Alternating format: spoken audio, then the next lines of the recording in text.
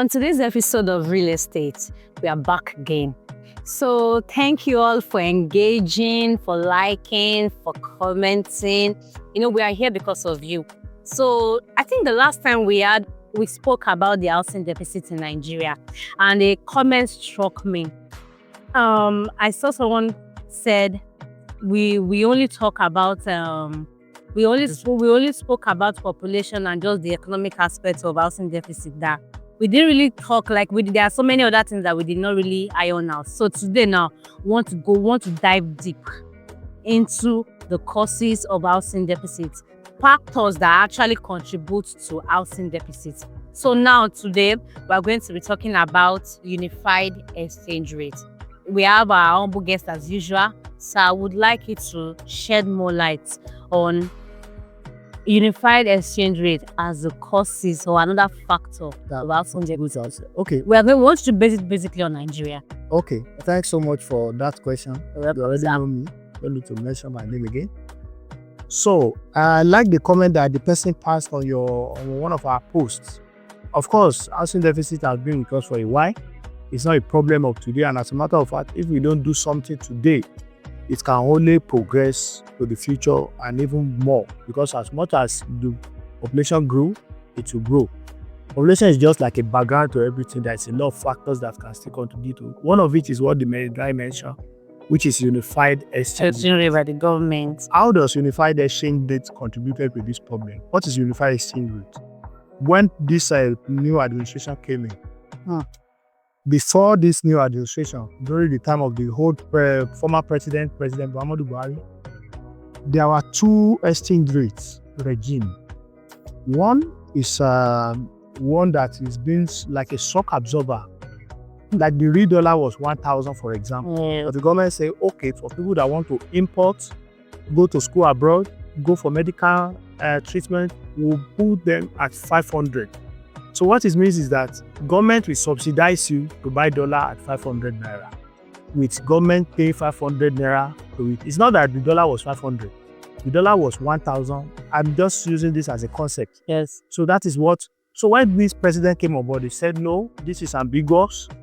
That some people will just get rich over the course of one night by knowing somebody in CBN, buying dollar at government rates and selling it at black market rates just to benefit them. So for so many reasons, political reasons, economic reasons, it was unified at one single rate. Let the naira find its own space, like the floated the naira. What does this mean? It means that as an importer who has been buying ties from China at a subsidized rate of the government before this government comes, you are now compelled to pay today's rate. And how has this contributed to the housing deficit in Nigeria? We all know that a larger percentage of the materials used in building today's contemporary homes in Nigeria is imported. So if before Tinubu came, these things were sold for 500,000 naira, by unified exchange rate, you already know that it becomes 1 million. Very correct. So if we now had a problem of 10 housing deficit before, you already know that the problem is going to be 20. Because even when it was being subsidized for people to buy abroad to bring the importation, we see how the population still keep growing. Then again, had the unified exchange rate where people can no longer buy these things cheap. It's not that people will not be able to buy it. It has reduced their purchasing power. What does that mean is, if I had to build 10 houses before, I will be compelled to build 5. Right. And then it's not that there is 5 people that want to create houses. There are still more than 10 people. So I only solve a fraction of the problem. So it continues like that and go on. It's a circle. So that is how the unified exchange rate has contributed to it, because Nigeria itself had little or less manufacturing industries in the construction space that provides power. I know there are a lot of them, but we still need more. A country whereby we are growing in numbers. We need, if only Nigeria produces all what we consume in the area of construction alone, we'll keep a lot of money in this country. So the unified exchange rate, which has made dollar to be very expensive to buy because the dollar is fighting its own cost in the market, nobody is supporting it anymore, has made the cost of buying materials, building materials from the abroad, from West or from China where we used to buy it for, to skyrocket. So when I buy something expensive, I cannot sell it cheap. So whatever I buy is what I will say is the scope of business, and then it burns down to the people that will now take the house either to buy or to rent. So it widens the gap of the housing deficit. And in other words, it has created a very serious gap between the rich and the poor. A lot, yes. So now another factor that I would like you to talk about, sir, is we see that it creates opportunity for investors. Yes. So sir, please, can you help us elaborate? Okay, how does this unified exchange rate that has contributed to housing deficit and opportunity for investors? Because on this platform, the major thing is we'll discover the problem. I will tell you the loophole where you can also step in, not just primarily to make money, but to solve the problem, and then money comes. So as an investor, you might be looking at the area of having manufacturing company that produces building materials in Nigeria. I believe we can do all these things for ourselves. We only need people to invest into it. If you can produce tiles, if you can produce paint. We now have a few of local made. We are going back to the era of Nigerian made paints. So in Mokola Ibadan, I will not give the name because I can't do free advertisement for makeup. There's now a painting where we buy paint in Ibadan, and I have a friend, Gun Paint. I will give him a free advert because he's my friend. I have a friend who has a painting company, Gun Paint. He has had it for like 7-8 years now. So people like that, if they can access single-digit loan, okay, when my friend is selling paint, why do I have to go to Dulux? If he's selling, it is the people of Nigeria that are mixing the Dulux paint. It's just chemical. So that means whatever is being done at Dulux can be replicated, and that was what my friend Gun Paint did, and he was doing fantastically well. Wow. So we need more people, practitioners and players in the industry to take over the construction space. So now that it's very expensive to go and buy from China, why not we make industries, factories where we can produce all these things and then sell locally? By so doing, it reaches us faster, cheaper, and then the housing deficit the gap will be closed in a very short while. So what opportunity does it bring? It brings opportunity for people that has money and are looking to areas where they can invest in the production of local made materials for building construction. As we speak now, most of the things except for cement and block is the only thing they are making in Nigeria. The rest is almost foreign. Wow. And even I believe if Nigeria has their way, they can import flags. I've been on the site. It will be interesting to know that somebody was marketing a Chinese cable for me. He said it's the best in the world. I said, are you daft? I grew up to know that Nigerian cable is the best in the world. When that has not changed. So we are so celebrating the things of the other country to get. I mean, so I think that's like another impact the colonial system had on us. The colonial mentality. We are just so like we are so laid back to the point that no offense, but I'm just trying to be realistic. I understand. We are so laid back. We just believe anything made in Nigeria cannot be that authentic. They have made us to believe that they've given us that anything we do is not right until white. Yes. So I've seen people who will take a tile here and take it to China. Sorry to cut you again, sir. Funny enough, most of the human labor used overseas is Nigerian. Of course. Not more the human labor again. The brain behind them. They are Nigerians. I've seen people from Nigeria who will take tiles, Nigerian made tiles, and take it to China to brand it on their own name and say made in China, and then import it back because of the Nigerian mentality. They don't know the value. Because until you begin to say made in China, made in Russia, made in Singapore, nobody. That's what we sell. So now, if you have now been compared to look inward, which it's technically happening now, we have been compared to look inward. So for investors, it could be an opportunity for you to invest. You see, I used to argue with people that construction industry alone can take as much graduate or labor in Nigeria as we can never imagine. Construction has direct and indirect laborers, but we always see the plumber, artisans, and what about the marketers who market the products, the real estate after being built? What about the people that are taking this content of this video? The videographer, the editor, the the cinematographer, the sound guy. Because after you build, you still have to market to sell. And for you to market, you need to create content. So it brings a videographer, it brings a social media manager, it brings a marketer, it brings the lawyer. So everybody can have a space in the construction industry. But if we widen it, look at the sporting company in the UK, for example, the Premier League. They have so created it as an industry that everything is now inside. Pool, cleaner. I mean, if you take a football field or a football team or a football, what do you call it, club, for example. If you go to Arsenal club today at their stadium, gardeners are there, drivers, cleaners. So it has been so widening a industry that everything now find its space there. And we can do the same with our construction industry. If we have to produce POP paints, this normal paints, interior decorations equipment, curtains, handrail, doors, handles, queues, everything in Nigeria, just imagine how much of job that can provide. So investors can be looking in that direction, because the housing deficit could be a blessing in disguise for those people that can take advantage of this kind of things. Thank you very much, sir, for that. So going forward, we'd like to talk about the challenges. What are the challenges that the high exchange rate has brought to the housing deficits? Like I've said, the challenges were there already. This only make it worse in a way. The challenges that it has brought is that the Nigerian mindset has not left. Excuse me. The Nigerian mindset in the sense that even a rich Nigeria, I mean, even let's say rich Nigerians who wants to build a house, we have to go and import things. That it's not even, he might not directly know that he's importing those things because he's buying from somebody from the Iwo Road. But that person in Iwo Road has to bring it from China. So that means we still put pressure on the exchange rate.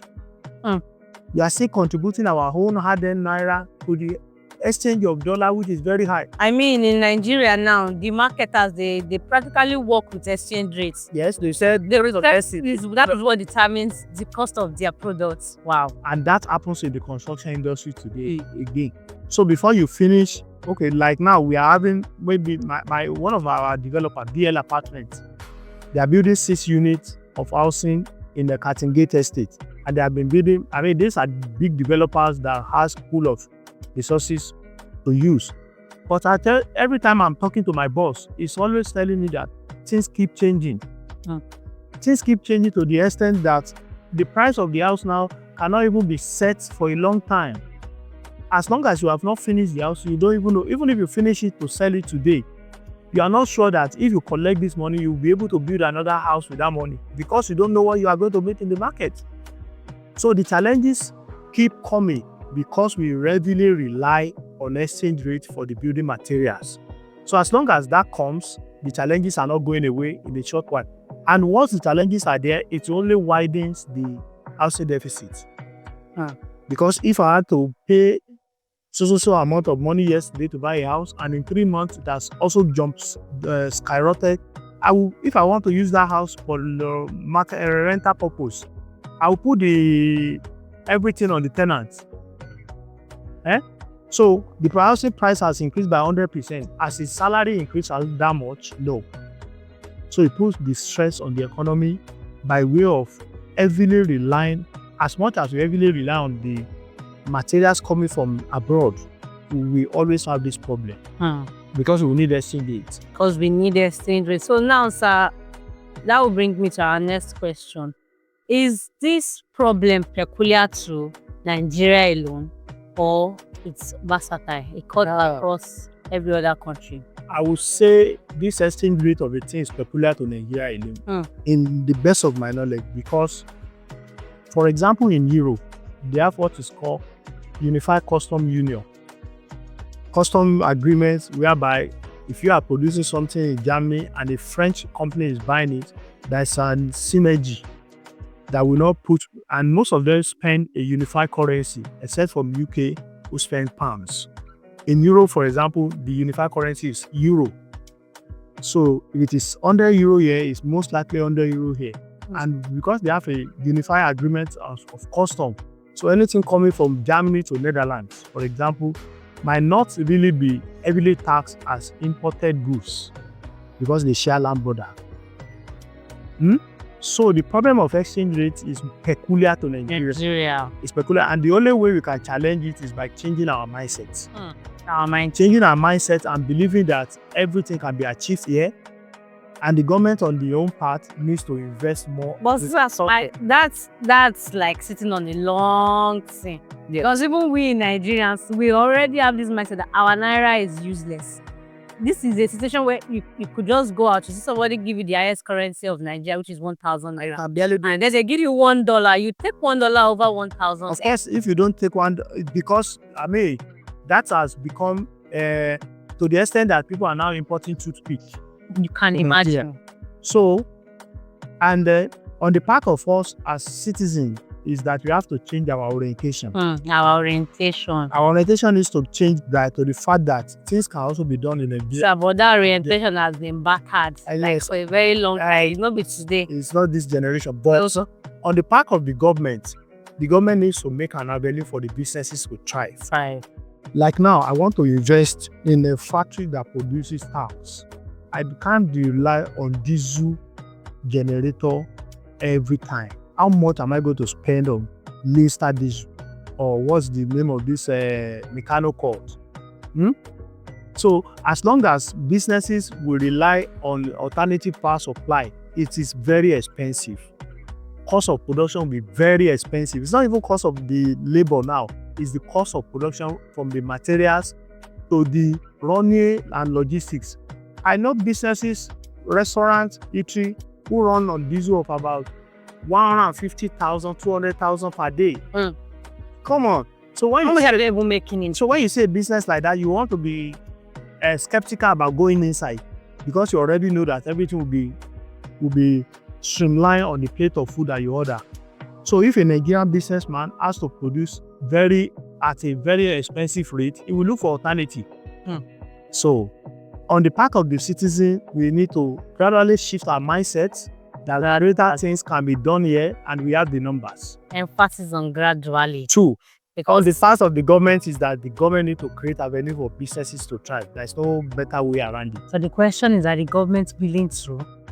I'm not here for the government, but I can tell you for a fact that even though we are not where we want to be, we are not where we used to be. We are not the part we used to be. The part in the area of infrastructure, if I take Oyo State for example, it's very visible to the blind and audible to the deaf that this present administration of Engineer Seyi Makinde is tremendously well in the area of infrastructure. Kudos to engineer. And he believes that wherever road goes, development follows. And I don't want to shy away from the fact that the federal government on its own part is doing well too in the area of infrastructure. But more still needs to be done. I'll give you an instance. Look at the Lagos-Calabar Coastal Highway. If you are a visionary person, if you look at the landscape of that highway, it will cut across all the states in the southwest or in the south to get to Calabar. Look at the amount of businesses that you open up on that route. It's about 700-kilometer roads. Road here, train in between. The last time I saw that was in Istanbul, Turkey, and it's not even rain in between, it was buses in between. What does that tell you? On that route alone, but now imagine that all those material use were made in Nigeria. Look at the economic viability that will bring. Look at how strengthened, how big our naira is. And I will also use an example. Until Dangote stepped in the area of crude oil refined, we only had the 1st December without fuel crisis last year. Since I've been a teenager, last year was one of the best Christmas ever. It's not that we have money in our hand, but we don't have to go and queue for fuel. In the past, it used to be that once we are approaching December now, everybody already know in India that there is going to be fuel problem. It's not that the ship go on holiday. It's some people that have decided that we will make life hard for their common person on this. But the emergence of Dangote refinery brought an end to this, and I hope it will continue like that. So the government might not be doing all, but I believe we are not where we used to be. We are not where we want to be, or we are not where we used to be. And I'll be honest about it. Thank you, sir. So going forward, in your own view, what do you think is the way forward? And the way forward is part of what I've mentioned. The government should take the lead role. Because now we are talking about the exchange rate. Exchange rate is not what you go on the computer, delete and add. It is the country or the gross domestic product, which is called GDP indices, working for themselves. Agriculture, petroleum, real estate, and so on and so forth. And to the best of my understanding, in the first quarter of this year, real estate was one of the highest contributors to our GDP. What does that tell you? It tells you that there are new houses coming up every day.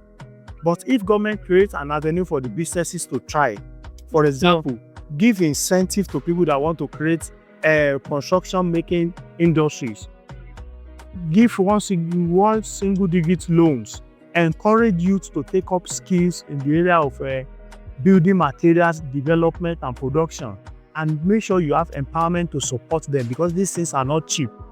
Create a very robust tax.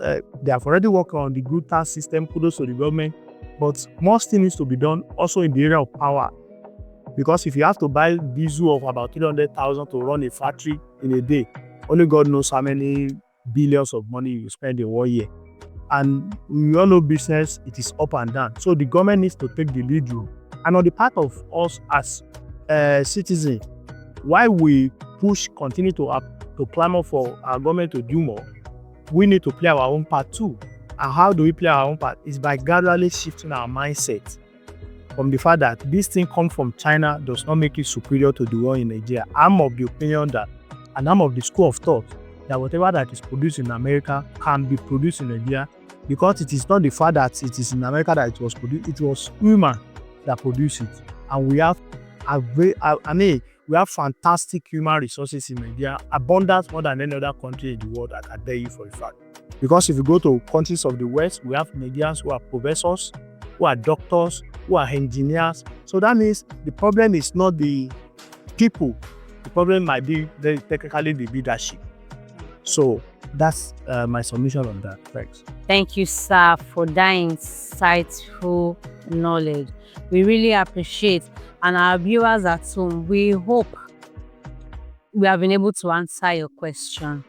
So this thing boils down to, from what I've picked from today's topic, yes, and then the answers and everything, is also a thing of mindset. That something is made in China or made in the UK doesn't make it superior to made in Nigeria. No. Because it's humans. I mean, it's humans like we in Nigeria that also make it. So it's just a thing of the mindset, and it starts with us. For whatever you conceive in your mind, you'll be able to put it into reality. Yes. So we want to also urge all our fellow country people, please shift your mindset and patronize made in Nigeria products. That is the only way we are just shouting, we want to make Nigeria great again, we want to make Nigeria. And that's how we can solve the problem of the. That's all we can. So what are we doing as an individual to also help Nigeria? So on that note, we will be calling it a day. See you next week. Thanks so much. Do not forget to click, like, and subscribe on our YouTube channel. Bye.